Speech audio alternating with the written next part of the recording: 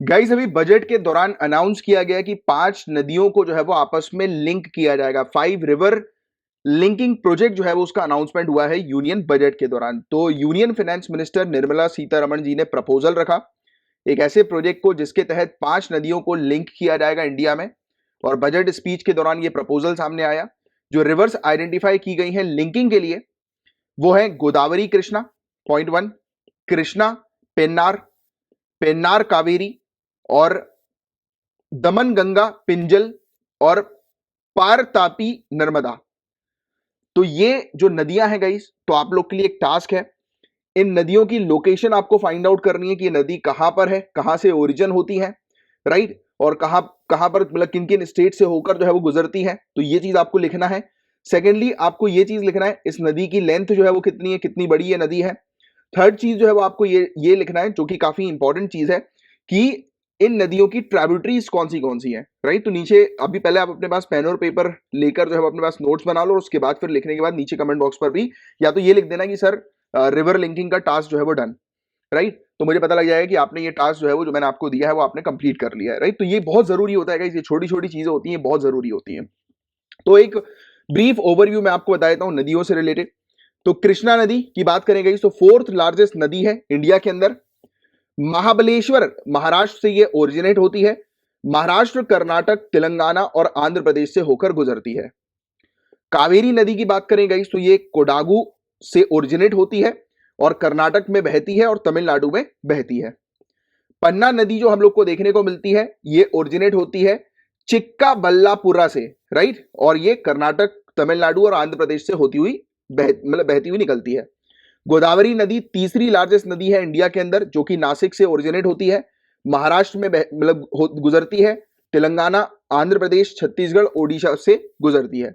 और गाइस दमन Ganga Pinjal river linking जो है उसका मुख्य उद्देश्य क्या है, तो मुंबई शहर के लिए घरेलू पानी उपलब्ध करने हेतु दमन गंगा बेसिन जो है इससे अधिशेष जल को शहर की ओर मोड़ना है। यानी कि दमन गंगा जो बेसिन है उसका जो सरप्लस पानी है उससे ज्यादा पानी जो है उसको मुंबई सिटी की ओर जो है वो डाइवर्ट करना है। इसका मेन ऑब्जेक्टिव है मुंबई सिटी में पानी की समस्या से निपटने के लिए। और पार तापी नर्मदा प्रोजेक्ट की बात करें गाइस तो इसमें प्रपोज किया गया है कि पानी प्रोवाइड कराना है जो ड्रॉट प्रोन क्षेत्र हम लोग को देखने को मिलता है, सूखा क्षेत्र जो कच्छ का है और सौराष्ट्र का है, तो वहां पर पानी प्रोवाइड कराना।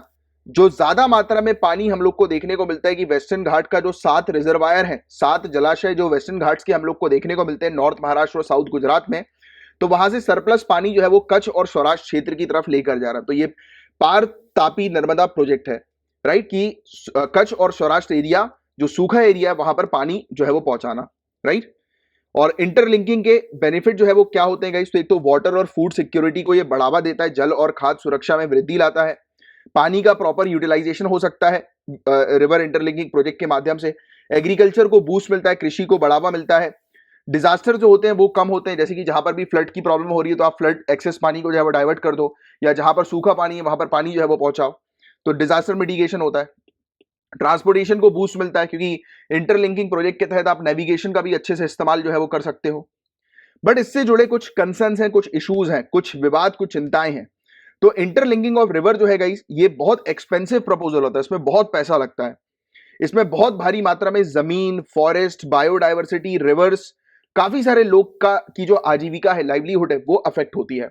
रिवर को जब इंटरलिंक किया जाता है तो कई केसेस में फॉरेस्ट डिस्ट्रक्ट हो जाते हैं, वेटलैंड खराब हो जाते हैं, लोकल वाटर बॉडीज खराब हो जाती हैं, राइट। और कई बार ऐसी जो वाटर बॉडीज जो होती हैं ये कई केसेस में हम लोग को देखने को मिलता है कि भूजल जो होता है, ग्राउंड वाटर जो होता है उसको रिचार्ज करने का काम करती है, और उसको आप डाइवर्ट कर दोगे तो उस क्षेत्र में ग्राउंड वाटर की जो है वो कमी हो जाएगी, है ना।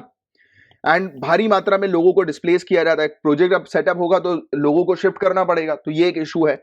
काफी ह्यूज बर्डन हम लोग को गवर्नमेंट के ऊपर भी देखने को मिलता है कि जो रिहेबिलिटेशन का जो इशू सामने आता है, मतलब कि जो लोगों को एक जगह से यानी कि उनके निर्धारित जो जगह है उससे हटाकर कहीं और शिफ्ट करना होता है, तो उसमें गवर्नमेंट को एक बहुत ह्यूज बर्डन जो है वो फेस करना होता है। कई बार विरोध भी आता है काफी सारी जगहों से, कई बार सरकार कई केसेस में कुछ लोग को टेंडर देती है ये काम करवाने का, वो लोग नहीं कर पाते तो सरकार के ऊपर जो है वो उंगलियां उठ जाती हैं, राइट। तो वो सब बहुत सारे इश्यूज हैं। एंड जब भी इंटरलिंकिंग नदियों की जो होती है तो भारी मात्रा में हमें देखने को मिलता है कि फ्रेश वाटर जो समुद्र में एंटर करता है उसमें गिरावट आ जाती है, यानी कि फ्रेश वाटर जो समुद्र की तरफ जो है वो जाता है तो उसमें गिरावट आती है, और इस गिरावट के कारण भारी मात्रा में मरीन लाइफ को जो है वो डैमेज होता है, समुद्री जीवन को गंभीर खतरा होता है इस चीज के कारण। तो ये चीज थी गाइस जिसके बारे में आप लोग को बताना था। तो इंटरलिंकिंग प्रोजेक्ट्स के कुछ हम लोग ने मतलब जो अभी बजट में जो इंटरलिंकिंग रिवर्स के बारे में हमने कुछ फैक्ट जो है वो जाने, और ये भी जाना कि किस प्रकार से रिवर लिंकिंग के बेनिफिट्स होते हैं और क्या क्या प्रॉब्लम्स है, क्या क्या इश्यूज हैं, क्या क्या चुनौतियां हैं, चैलेंजेस हैं, राइट।